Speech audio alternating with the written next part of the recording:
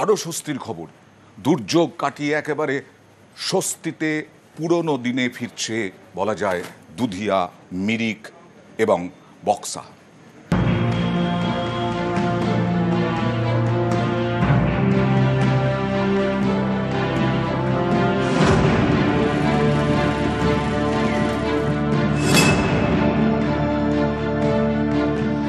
দার্জিলিংয়ের দুধিয়া, একদিকে মিরিক পাহাড়, আরেকদিকে কার্শিয়াং পাহাড়, নিচ দিয়ে বয়ে যাচ্ছে বালাসান।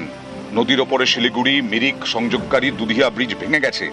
এর জেরে শনিবারের পর থেকে পর্যটক আসা বন্ধ হয়ে গিয়েছিল। ধীরে ধীরে ছন্দে ফিরছে দুধিয়া, বাড়ছে পর্যটকদের আনাগোনা। দেখতেই অবাক লাগছে যে এটা ভেঙে গেছে, আর এই ব্রিজটার উপর দিয়ে আমরা যেতাম। আমরা তো ছিলাম না এখানে, শুনে খুব খারাপ লেগেছিল। তারপরে ওই জন্য আজকে আমরা দেখতে এসেছি সবাই মিলে যে কিরকম কন্ডিশন এখানকার। কেমন রয়েছে লোহার সেতু, এখানকার বাসিন্দাদের অবস্থাই বা কেমন তা জেনে নিতে ভিড় জমাচ্ছেন লোহার সেতুর সামনে।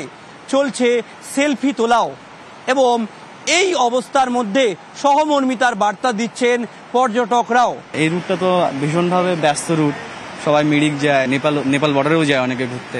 ওপরের যারা আছে তাদেরও কন্ডিশন, ফাইন্যান্সিয়াল কন্ডিশনও ভীষণ খারাপ হয়ে আছে। যারা আমাদের কিছু লোক ছিল যারা ঘুরে এসছে, মানে সব মিলিয়ে বাজে পরিস্থিতি। যত তাড়াতাড়ি রিকভারি হবে তত তাড়াতাড়ি ভালো হবে ব্যাপারটা।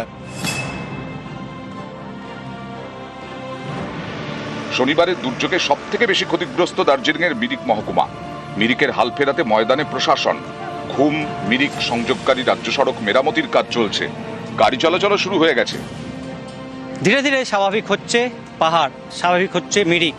ঘুম এবং মিরিকের সংযোগকারী যে রাজ্য সড়ক, সেই রাজ্য সড়কের ধারে বড় আকারে ধস নেমেছিল, সেই ধস সরানোর কাজ কিন্তু চলছে। অর্থাৎ রেস্টোরেশনের কাজ কিন্তু ইতিমধ্যে শুরু হয়েছে।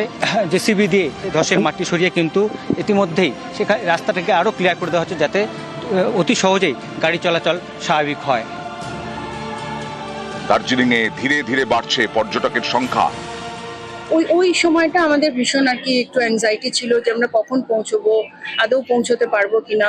আসার দিনটা একটু প্রবলেম হয়েছে আমাদের, শুধু on the way. This is the main city, main road, এখানে কোনো প্রবলেম দেখতে পাইনি। আর সেরকম বৃষ্টি, আমি লাকিলি বলবো যে বৃষ্টিতেও পড়িনি সেরকম।